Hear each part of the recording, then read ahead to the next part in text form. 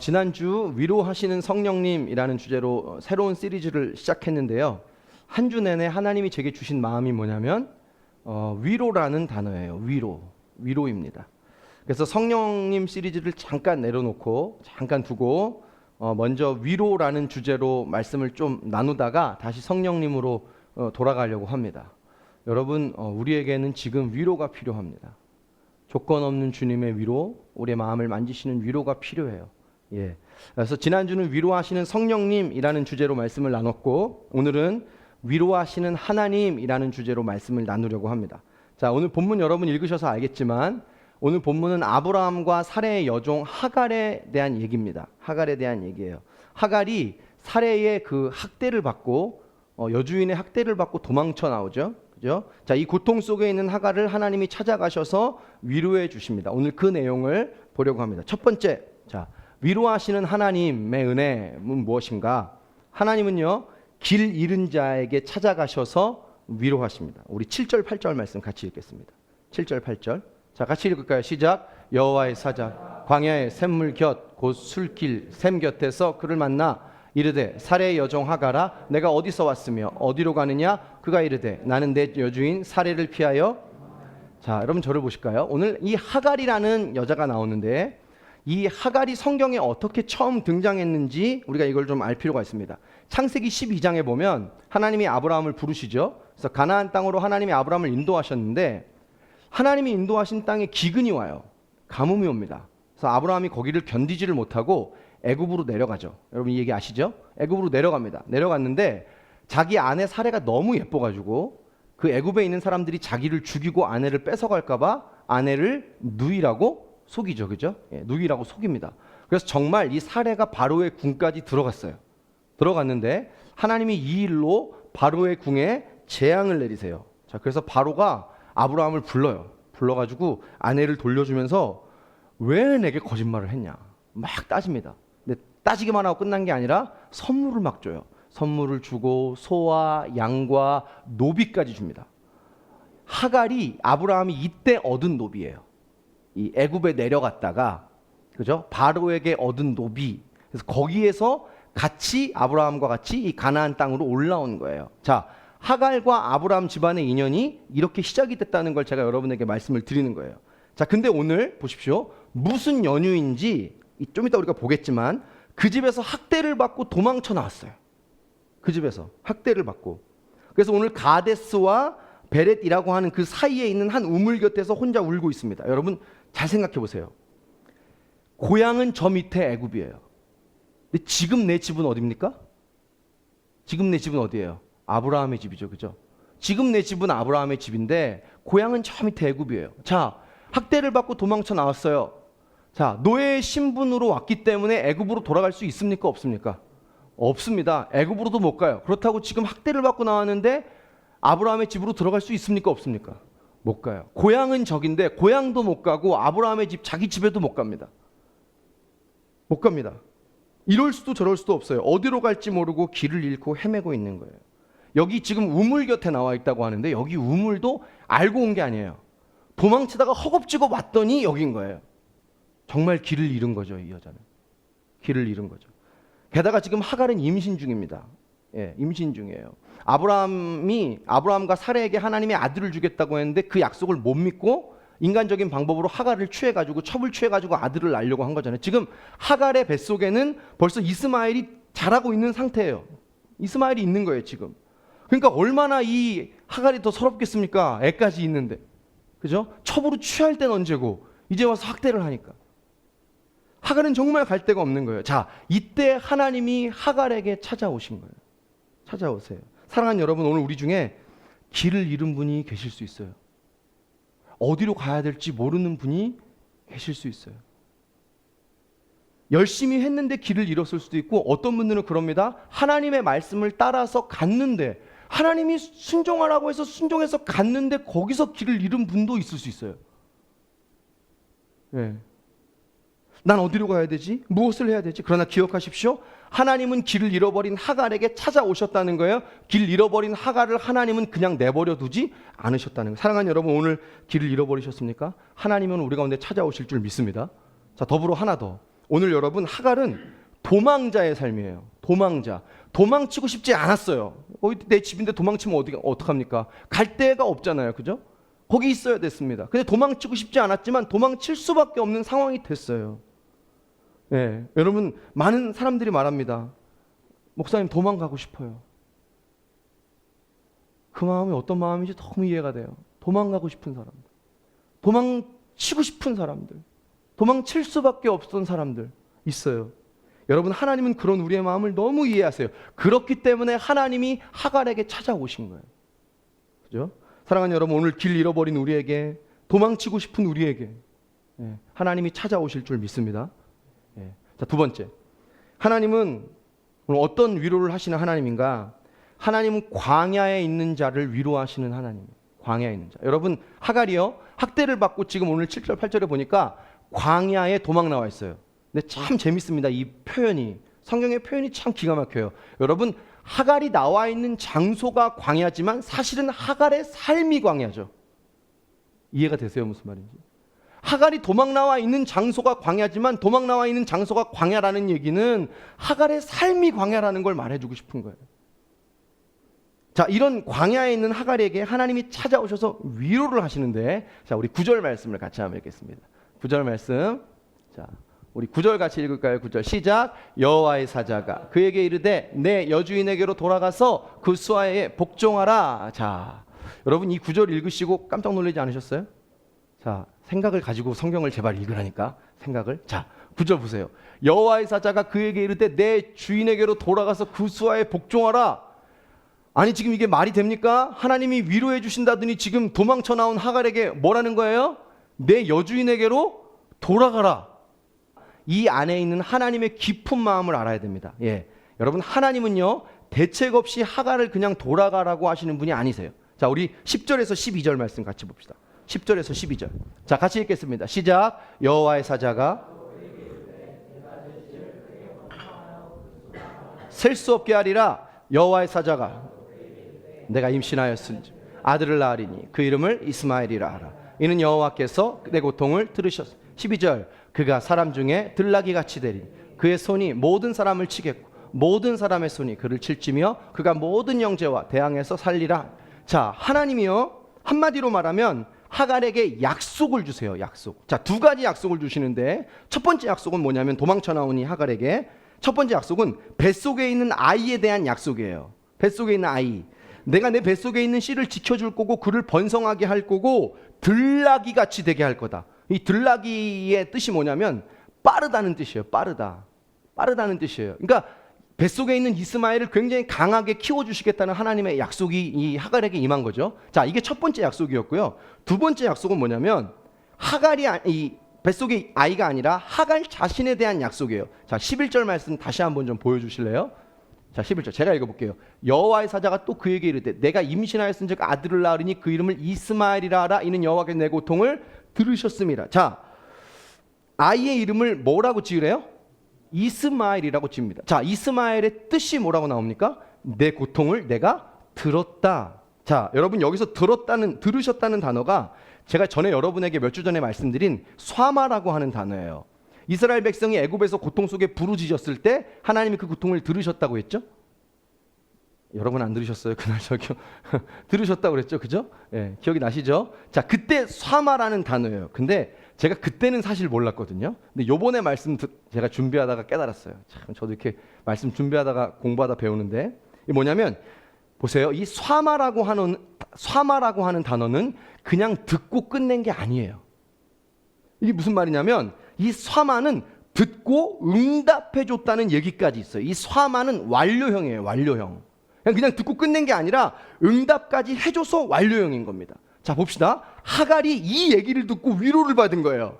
아, 하나님이 내 고통을 들으셨을 뿐만 아니라 하나님이 내게 이미 응답을 준비하셨구나. 그죠? 그래서 돌아가라고 하셨구나. 돌아가면 뭐가 불편했었죠? 하갈이?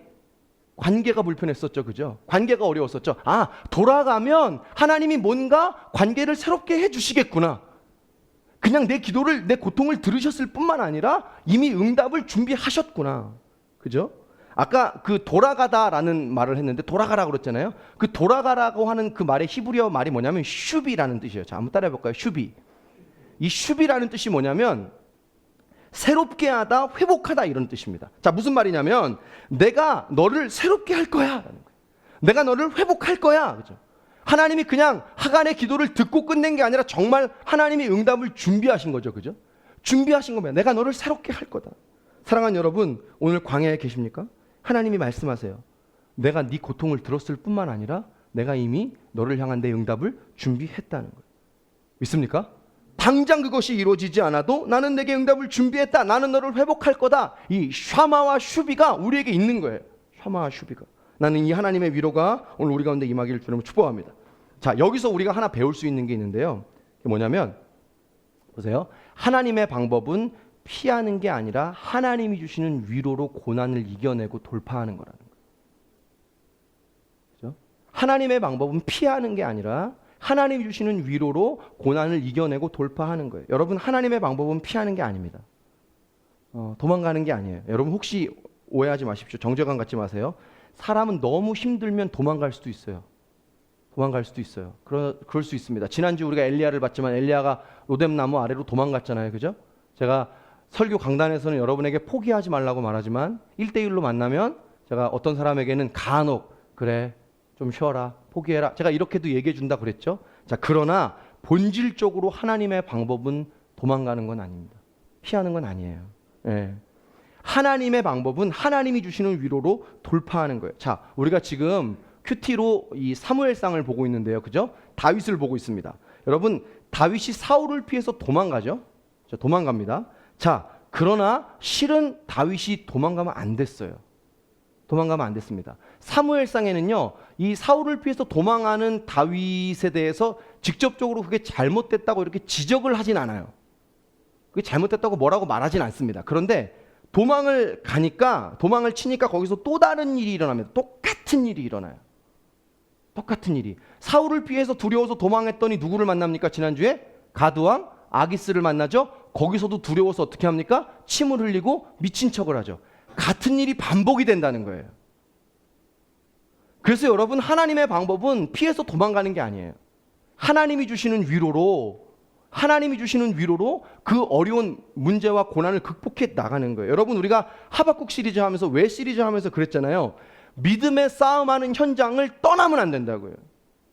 포기하면 안 된다고요. 그죠? 이게 오늘 어떤 분들에게는 너무나 가혹한 얘기일 수 있어요. 그러나 여러분, 이 안에 있는 하나님의 마음을 한번 끝까지 들어보세요. 하박국이 그 믿음의 싸움하는 현장을 떠나지 않았기 때문에, 포기하지 않았기 때문에 하박국 3장이 쓰여진 거예요. 만일 그가 1장, 2장의 그 유대의 상황과 이 남유다의 상황이 너무 고통스러워서 그 장을 떠났다면 하박국은 2장까지밖에 기록이 안 됐겠죠. 그죠? 그러나 3장으로 갔어요. 거기서 위대하신 하나님을 만난 줄 믿습니다. 어떻게 그렇게 된 거죠? 하박국이 그 남유다의 상황에 떠나지 않았기 때문에, 자기가 믿음의 싸움을 하는 그 현장을 포기하지 않았기 때문에. 사랑하는 여러분, 너무 힘들지만 오늘 믿음의 싸움을 포기하지 않기를 축복합니다. 믿음의 그 싸움하는 현장을 떠나지 않기를 바랍니다. 어떻게 하는 거예요? 그럼 하나님이 주시는 위로로 그 현장을 뚫고 가야 되는 거예요. 자, 그럼 봅시다. 어떻게 해야 되나? 나는 지금 너무 힘든데, 하갈처럼 도망가고 싶은데요. 그죠? 어떻게 그 하나님 주시는 위로로 내가 그걸 이길 수 있을까? 자, 여러분, 하갈이 지금 어디에 있다고 그랬습니까? 광야에 있다고 그랬죠. 여러분, 이 광야라는 히브리어 단어가 뭐냐면 미드바르라고 하는 말이에요. 미드바르. 자, 이 미드바르라고 하는 뜻이 뭐냐면 광야라는 거하고는 전혀 안 어울립니다. 이런 뜻이에요. 하나님의 말씀이 임하다, 이런 뜻이에요. 무슨 말입니까, 여러분? 광야는 힘이 들어요. 광야는 도망가고 싶습니다. 누구나 다 그래요. 그런데 광야는 그동안 들리지 않았던 하나님의 음성이 들리는 곳이라는 거예요. 그동안 들리지 않았던 하나님의 음성이 들립니다. 여러분, 하갈은 광야에 갔기 때문에, 광야 때문에 그동안 들어보지 못했던 음성을 들은 거예요. 위로의 말씀을 들은 거예요. 내가 너와 함께하고 내 뱃속의 씨를 번성하게 하고 강하게 할 거다. 내가 내 고통을 들었다. 소아마. 이전에는 하갈이 아브라함의 집에 있었을 때는 이 하나님의 말씀을 들어본 적이 없어요. 모든 것이 풍족해서 아브라함의 집에서 다 갖춰져 있을 때는 이 음성이 안 들렸던 거예요. 근데 광야에 나가보니까 나를 정말 위로하시는 하나님의 소아마의 음성이 들려옵니다. 성경이 66권의 말씀이 편안할 때는 그냥 하나님의 말씀이에요. 책입니다, 이게.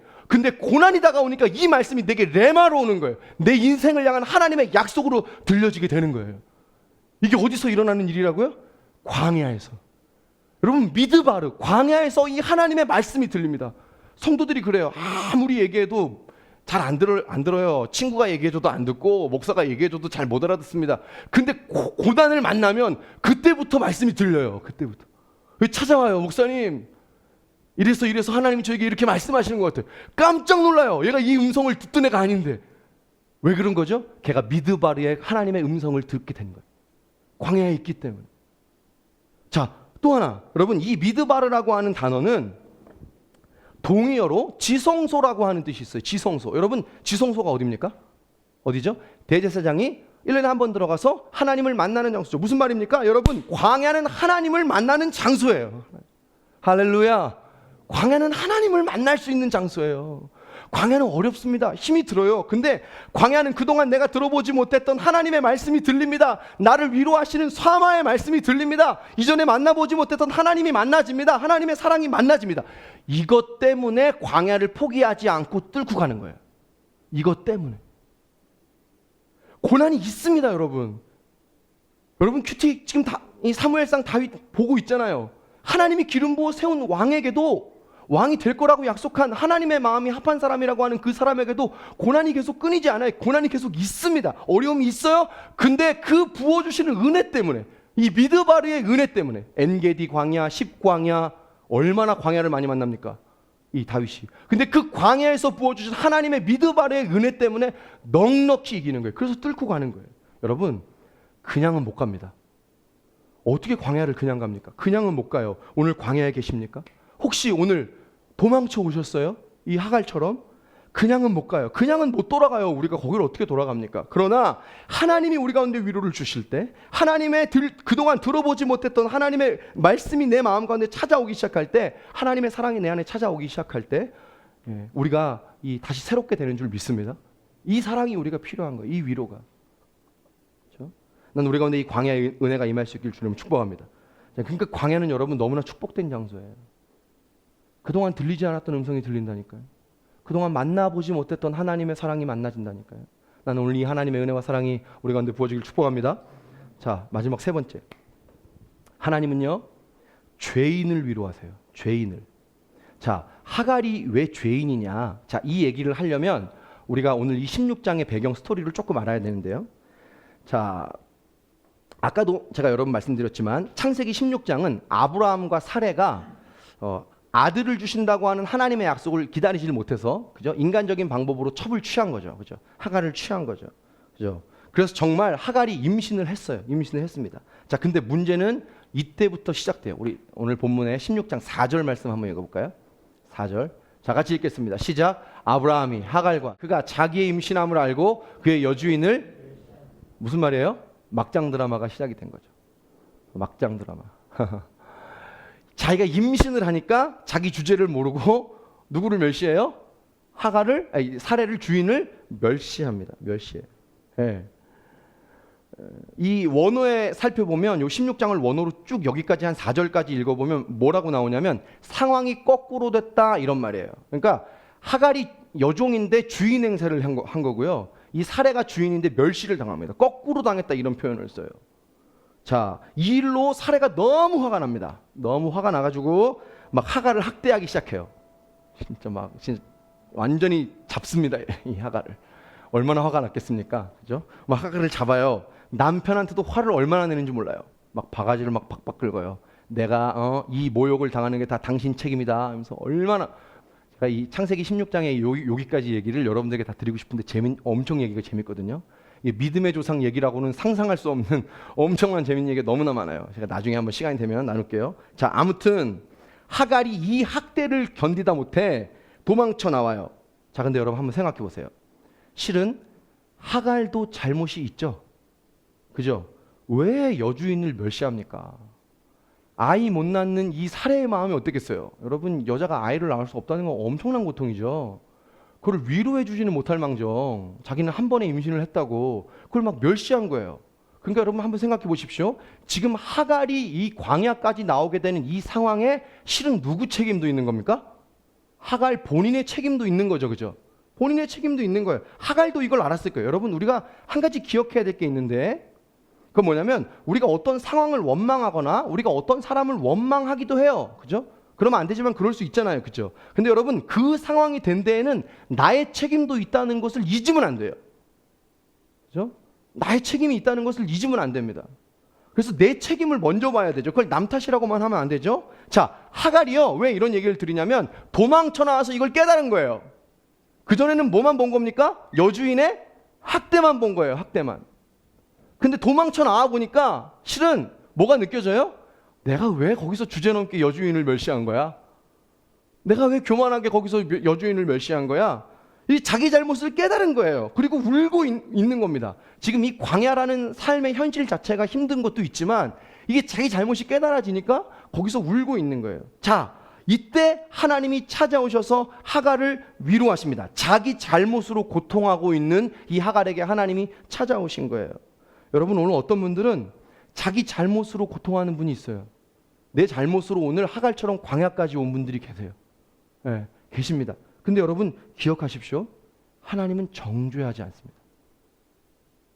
하나님은 정죄하지 않아요. 자, 오늘 7절 8절 말씀 다시 한번 읽겠습니다. 7절 8절 말씀. 자, 우리 같이 한번 읽어볼까요? 시작. 여호와의 사자 그를 만나 이르되 사레의 여종 하갈아 내가 어디서 왔으며 어디로 가느냐. 그가 이르되 나는 내 여주인 사레를 피하여. 여러분, 하나님이요 자기 잘못 때문에 지금 광야에 도망 나와 있는 하갈에게 찾아오셨죠. 그죠? 찾아오셨는데 정죄하십니까? 이렇게 말씀하세요. 야, 지금 네 잘못 때문에 네가 주인을 멸시해가지고 주제도 모르는 게 그냥 그래가지고 네가 여기까지 이렇게 나왔는데 네가 뭘 잘했다고 울고 있냐. 하나님이 이렇게 말하지 않죠. 그죠? 하나님 아무것도 묻지 않습니다. 아무 질문도 하지 않습니다. 그냥 어떻게 하세요? 위로해 주세요. 자기 죄로 말미암아 고통당하고 있는 하갈을 이해해 주시는 거예요. 여러분 보십시오. 이게 예수님의 마음이에요. 이게 복음입니다. 복음은 죄인을 정죄하는 게 아니라 사랑하는 거예요. 불쌍히 여기는 거예요. 죄인을 위해 죽기까지 자기의 목숨을 내어주신 겁니다. 잘 생각해 보세요. 죄를 지으면 안 되지만 그러나 죄 지을 수밖에 없는 우리를 이해해 주시는 게 복음이에요. 죄를 지라는 말이 아닙니다. 그죠? 여러분, 하나님은 죄를 미워하십니다. 근데 하나님은 누구를 사랑하십니까? 죄인을 사랑하세요. 죄인. 하나님은 죄인 미워하세요. 그러나 죄인은 사랑합니다. 하나님은 죄인을 정죄하는 게 아니라 죄인을 사랑하세요. 그죠? 이게 예수님이 죄인과 함께 밥을 먹고 죄인과 함께 교제하신 이유잖아요. 죄인을 밀어내지 않잖아요. 그건 바리새인들이 했던 거잖아요. 여러분, 하나님은 죄는 미워합니다. 그러나 하나님은 죄인을 불쌍히 여깁니다. 여러분, 이게 복음이에요. 그런데 아직도 우리가 이 복음을 모르고 난 죄인이니까 내가 잘못했으니까 난 여기까지 이런 결과 내가 당하는 건 당해도 싸. 이렇게 자기를 정죄하는 사람이 있어요. 이건 내가 잘못한 거니까. 여러분, 그건 진짜 하나님 아버지의 마음을 모르는 거예요. 그건 진짜 하나님의 마음을 모르는 겁니다. 자식이 있습니다. 자식이 잘못을 했어요. 그러니까 잘못을 하고 나니까 깨닫습니다. 내가 잘못했구나. 그리고 부모님에게 찾아가요. 찾아가서 얘가 말합니다. 엄마, 아버지, 제가 이러고 잘못을 했습니다. 생각을 해보니까 큰 죄를 졌어요. 제가 이제 이 죄를 졌으니까 부모님 곁에 살 자격이 없습니다. 저는 집을 떠나겠습니다. 안녕히 계세요. 그리고 집을 나왔습니다. 그러면 부모님이 그 얘기를 듣고 좋아합니까? 좋아해요? 혹시 좋아한다고 생각하는 분 계세요? 그건 좋아하지 않죠. 야, 네가 네 죄를 깨달았구나. 그러면서 자기 아들을 철들었다고 얘기합니까? 그런 부모님은 없습니다. 그건 부모님 마음을 완전히 두 번 무너뜨리는 거예요. 그건 잘못한 것보다 훨씬 더 큰 잘못이에요. 그죠? 훨씬 더 큰 잘못입니다. 여러분, 내가 죄인이라는 사실을 모르는 건 큰 죄입니다. 근데 더 큰 죄가 뭔지 아세요? 자기 자신을 정죄하는 거예요. 내가 죄인인 걸 모르는 건 큰 죄예요. 근데 자기 자신을 정죄하는 건 더 큰 죄입니다. 하나님의 사랑을, 그래도 나 같은 죄인을 사랑하시는 하나님의 사랑을 믿지 않는 건 더 큰 잘못이라는 거예요. 여러분, 왜 그러냐? 그건 복음을 무효화하는 겁니다. 하나님 나 같은 죄인을 사랑한다니까요. 오늘 내가 내 잘못으로 이 광야까지 와 있을지라도 하나님 나를 사랑하신다니까요. 예수님의 십자가, 나를 위해 죽으신 십자가 사랑을 우리가 무효하는 겁니다. 그래서 여러분, 제일 안 좋은 게 뭐냐면 정죄예요. 정죄. 교회 안에서 제일 안 좋은 게 뭐냐면 서로 정죄하는 거예요. 이게 교회를 갉아먹는 일입니다. 제일 안 좋은 거예요. 제일. 정죄는 복음을 무효화하는 거예요. 너 죄 있어. 제가 이걸 모르고 옛날에 얼마나 사람들 정죄했는지 몰라요. 이걸 모르고요. 여러분, 자기를 정죄하는 게 얼마나 나쁜 거냐? 그건 복음을 무효화하는 일이에요. 예수님 날 위해 죽으신 일을. 여러분, 왜 우리 안에 정죄감이 있습니까? 왜 정죄감이 있죠? 예, 약하니까 정죄감이 있어요. 근데 실은 왜 정죄감이 있냐면 나 같은 죄인도 사랑하신다는 걸 못 믿기 때문이에요. 나 같은 죄인도 하나님이 사랑하신다는 걸 믿지 못하기 때문이에요. 여러분 도전합니다. 여러분, 하나님이 정말 여러분 사랑하시는 걸 믿으세요? 이게 평소에는 그냥 대답이 되는데 내가 잘못을 하고 정죄감이 있을 때는 이게 가슴에 안 와닿아요. 여러분, 확실하게 대답해 보세요. 복음이 여기서부터 시작되는 거잖아요. 뭐가 다른 게 복음이 아니잖아요. 나 같은 죄인도 하나님이 사랑하신다. 여러분, 여기 이것을 확실히 믿으십니까? 믿으세요? 아멘 못하시는. 하나님 우리를 사랑하세요. 내가 죄인이에요. 잘못해서 오늘 여기까지 광야에 오기도 합니다. 제가 모셨던 하영종 목사님이 고난의 90%는 죄 때문이라고 그러시더라고요. 내 고난이 죄 때문일 수 있어요, 여러분. 근데 하나님 그런다고 우리를 정죄하지 않습니다. 사랑하세요. 우리에게 잘못이 있지만 하나님 정말 사랑하십니다. 자, 우리 로마서 5장 7절 8절 말씀을 같이 읽어봅시다. 로마서 5장 7절 같이 읽습니다. 시작. 의인을 위하여 죽는 자가 쉽지, 선인을 위하여 용감히 죽는 자가 혹 있거니와 우리가 아직 죄인 되었을 때 그리스도께서 우리를 위하여 죽으심으로 하나님께서 우리에게 대한 자기의 사랑을. 여러분, 우리가 어떨 때 하나님 사랑하셨습니까? 여러분이 잘했을 때요? 의인일 때요? 내가 뭔가 성공했을 때요? 아니라니까요. 죄인 되었을 때 사랑하셨다니까요. 이 죄인이란 말을 제가 바꿔보라고 그랬죠, 여러분. 내가 형편없었을 때, 내가 구체적으로 늘 잘 넘어지는 그 죄에 내가 오늘도 노출되어 있을 그때에 나를 사랑하심으로 말미암아 나를 향한 하나님 아버지의 사랑을 확증하셨다. 이게 복음이에요, 여러분. 하나님이 우리를 정말 사랑하세요. 그러니까 하나님 사랑하니까 죄 지어도 된다는 말입니까? 회개 안 해도 된단 말입니까? 그건 아니죠. 하갈은 회개합니다. 자, 오늘 8절 말씀 한번 보여주세요. 8절 말씀. 자, 제가 읽어볼게요. 이르되 사레의 여종 하갈아, 내가 어디서 왔으며 어디로 가느냐. 하나님 질문하십니다. 그때 하갈이 이렇게 말합니다. 그가 이르되 나는 내 여주인인 사레를 피하여 도망하나이다. 목사님, 여기 회개했다는 말이 어디 있습니까? 이거 회개한 거예요. 자, 지금 하갈이 사레를 뭘로 표현합니까? 내 여주인. 아까는 자기가 주인 행세를 했죠, 그죠? 자기가 주인인 줄 알고 거꾸로 됐잖아요. 근데 이 광야에 나와가지고 어떻게 한 거예요? 그 여자가 이제 내 주인이라는 걸 인정한 거예요. 회개했다는 말입니다. 여러분 잘 보세요. 이게 무슨 말이냐? 하나님 사랑을 만나면 저절로 다 회개합니다. 어떤 사람도요, 하나님 사랑을 만나면 저절로 다 회개해요. 보십시오. 내가 잘못해서 죄인인데 여기까지 온 걸 내가 아는데, 하갈이 그걸 알죠. 내가 잘못해서 여기까지 온 걸 광야에 나와서 깨달은 거예요. 근데 하나님이 찾아오셔서 너 왜 여주인을 멸시했냐고 묻는 게 아니라 그냥 오셔서 위로해 주세요. 약속을 주세요. 내가 너와 함께 한다고 하세요. 사마의 은혜를 주십니다. 슈비의 약속을 주십니다. 그러니까 이 사랑을 딱 만나니까 내가 죄인인 걸 아는데 하나님이 너무 나를 사랑해 주시니까 저절로 회개가 나온 거예요. 회개가. 여러분, 이게 복음의 방법입니다. 잘 들어보세요. 하나님은요, 죄인을 정죄하는 게 아니라 사랑으로 녹여버려요. 너 잘못했어 라고 하나님이 할 수 있죠, 그죠? 공의의 하나님 앞에 누가 자기 자신의 의로움을 주장하겠습니까? 아무도 그럴 수 있는 사람이 없죠. 하나님은 죄인을 향해서 정죄하실 수 있는 분이세요. 그런 권한도 있으세요. 근데 하나님은 정죄하는 게 아니라 어떻게 하십니까? 사랑으로 녹이세요. 받을 자격이 없는데 사랑을 줍니다. 잘못을 했는데 사랑을 줘요. 그러니까 그 사랑을 받는 사람이 감동을 받아요. 저절로 자기 죄가 부끄러워집니다. 그래서 그 다음에는 어떻게 하고 싶은 거예요? 하나님께 잘하고 싶은 거예요. 여러분, 이게 은혜의 방법이에요. 은혜의 방법. 하나님은 정죄의 방법을 쓰는 게 아니라 잘못한 우리에게 은혜의 방법을 쓰세요. 내가 잘못한 걸 아는데 은혜를 준단 말이에요. 내가 아르바이트를 3시간 했습니다. 근데 주인이 갑자기 부르더니 아르바이트 비용을 돈을 얼마를 주냐면 6시간치를 주는 거예요. 여러분, 그 돈을 받을 때 기분이 어떻겠습니까? 자연적으로 이런 결단이 일어나죠. 내일 아침에는 내가 30분 더 일찍 나와서 미리 청소를 다 해놓으리라. 아멘. 이게 은혜예요. 이게 나는 3시간밖에 안 했다고요. 근데 나에게 은혜를 베푸니까 스스로 잘하고 싶은 거예요. 스스로 열심히 하고 싶은 거예요. 하나님께 잘 나가고 싶은 거예요. 하나님은 이런 방법을 쓰십니다. 여러분, 하나님은요, 너 죄인이야 라고 정죄하는 게 아니라 도리어 우리에게 사랑을 줍니다. 감동을 줍니다. 감동을. 죄인의 마음을 감동하게 하셔서 은혜로 돌아오게 하세요. 여러분 기억하세요. 하나님 우리를 너무나 사랑하세요. 할렐루야. 우리 크게 아멘 합시다. 할렐루야. 네. 하나님 우리를 사랑한다는 거예요. 여러분, 제가 하 목사님 모실 때 하 목사님이 이제 돌아가시기 전에 제일 마지막으로 열중하셨던 사역이 뭐였냐면 일본 선교 사역이었어요. 러브 소나타라고 하는 거예요. 일본 안 믿는 사람을 수천 명을 이렇게 큰 이제 대형 강당에 모아놓고 막 이제 복음을 여러 방면으로 전합니다. 문화 전도 집회를 합니다.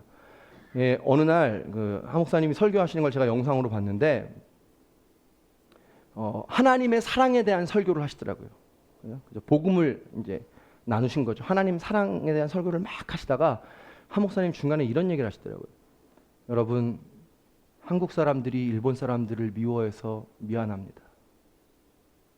잘못했습니다. 그 얘기를 하시더라고요. 하나님이 이런 놀라운 사랑을 우리 한국 사람에게 줬는데 한국 사람들은 이 사랑을 일본 사람들에게 흘려보내지 못하고 미워했습니다. 잘못했습니다. 미안합니다. 진심으로 하 목사님이 강단에서 일본 사람들에게 이 사과를 하는 거예요. 자, 그걸 듣고 있던 일본 사람들 반응이 어땠는 줄 아세요? 눈물을 펑펑 흘려요. 왜 흘렸을까요? 자기 일본 사람들도 뭘 한국에 잘못한지를 알고 있잖아요.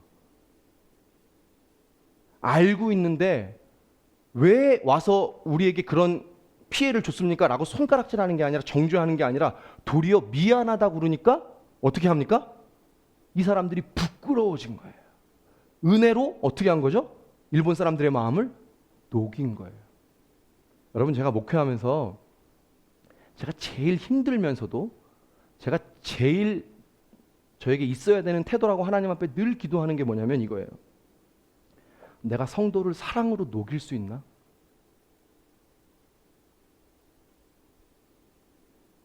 내가 그 사람을 변화라고 다그쳐서 너 좀 바뀌라고 다그쳐서 너 좀 기도 좀 해라 이렇게 내가 걔에게 막 다그쳐서 걔를 바꾸는 게 아니라 기다려주고 품어주고 알고 있는데 모른 척 해주고 그냥 패스 넘어가주고 내가 오늘 불러다가 얘기할 수 있는 곳 있을 수 있지만 안 하고 내가 기다려줄 수 있나? 품고 녹여줄 수 있나? 그래서 얘가 어느 날 그게 너무 감동이 돼가지고 목사님 사실은 전에 그랬다고 와서 직접 나에게 찾아올 수 있게 하게끔 내가 그 사람을 사랑으로 녹일 수 있나? 사랑하는 여러분, 오늘 혹시 자기 잘못 때문에 여기까지 오신 분들이 계십니까? 계세요? 죄는 잘못된 거예요. 근데 기억하세요. 하나님은요, 죄를 정죄하는 게 아니라 우리를 당신의 사랑으로 녹이기를 원합니다. 생각해 보십시오. 어떤 사람이 하나님 사랑 앞에 녹지 않을 사람이 있겠습니까? 어떤 사람이 하나님 사랑 앞에 녹지 않을 사람이 있겠어요? 아직 그 사랑을 못 만났기 때문에 녹지 않는 거예요. 하나님 사랑을 만나면 다 변합니다. 누구든지 그리스도 안에 있으면 새로운 피조물이 돼요. 아직 그 하나님 사랑을 못 만났기 때문에 제가 해야 될 역할이 뭐죠? 하나님의 사랑을 만날 때까지 기다려주고 내가 품어주고 그냥 놔둬주는 거예요. 기도해 주는 거예요. 내가 과연 하나님의 사랑으로 그들을 녹이려면 여러분, 하갈이 이 하나님의 사랑을 만난 겁니다. 오늘 13절 14절 말씀 같이 한번 읽어보겠습니다. 13절 14절 자, 같이 읽겠습니다. 시작. 하갈이 자기에게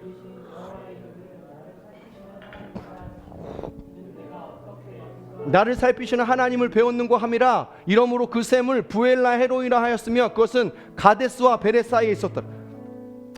여러분, 하갈이요, 이 하나님의 사랑을 만나고 그 샘을 부엘라 헤로이라고 말합니다. 부엘라 헤로이. 이 부엘라 헤로이가 무슨 뜻이라고 말합니까? 나를 살피시는 하나님. 더 정확하게 말하면 나를 살펴보시는 하나님이에요. 여러분, 하갈이 이렇게 말하고 싶은 거예요. 그 부엘라 헤로이라는 이름을 샘물에 딱 지어놓고 길 잃은 나를 살펴보시는 하나님, 광야에 있는 나를 살펴보시는 하나님, 오늘 도망가고 싶은 나를 살펴보시는 하나님, 지쳐있는 나를 살펴보시는 하나님, 내 죄로 말미암아 광야까지 도망을 수밖에 없었던 나를 버리시지 아니하고 살펴보시는 하나님의 사랑, 이 사랑을 만난 거예요. 이게 부엘라 헤로이입니다. 여러분, 오늘 이 사랑이 오늘 우리에게 필요하지 않습니까? 이 부엘라 헤로이의 은혜가 오늘 우리 가운데 필요하지 않습니까? 여러분, 이게 교회입니다. 교회는요, 여러분 정확하게 기억하세요. 교회는 길 잃어버린 사람들이 모인 곳입니다. 교회는요, 상하고 원통하고 마음이 아픈 자들이, 죄가 가득한 사람들이 모여있는 아둘람굴이에요. 이게 교회입니다. 그냥 그들을 그리스도의 사랑으로 품고 서로를 품고 가는 겁니다. 중요한 게 있어요. 그 사람이 변하지 않아도 품고 가는 겁니다. 그 사람이 달라지지 않아도 품고 가는 겁니다. 언제까지? 하나님의 나라가 올 때까지 그냥 가는 거예요. 변하고 안 변하고는 내 소관이 아닌 거예요. 그냥 품고 가는 거예요. 사랑으로 녹여가는 것입니다. 언젠가 그러면 하나님이 하시는 거예요. 언젠가 기다려주는 거예요. 품어주는 거예요. 여러분, 오늘 우리 교회가 이런 교회가 될 수 있기를 축복합니다. 상하고 마음이 원통하고 도망가고 싶고 광야에 있고 자기 죄로 말미암아 정죄감 속에 가득한 사람들 주변에 있습니까? 여러분, 데리고 오세요. 데리고 오세요. 교회 넓히자는 얘기가 아닌 거예요. 여러분, 그 사람들에게 진짜 공동체가 필요한 거예요. 누군가의 얘기를 들어주고 복음으로 말씀으로 예배 가운데 그 마음이 녹아질 수 있는 그 예배가 그 사람들에게 필요한 거예요. 여러분, 우리만 살지 말고 우리 주변에 이런 사람들, 하갈처럼 도망 나와 있는 이런 사람들을 불러 모아주세요. 나는 우리 교회가 그런 교회 될 수 있기를 축복합니다. 오늘 이 부엘라 헤로이의 은혜가, 나를 살펴보시는 하나님의 은혜가 우리의 삶의 길을 주름으로 축복합니다. 위로가 있기를 축복합니다. 다 같이 한번 기도하시겠습니다.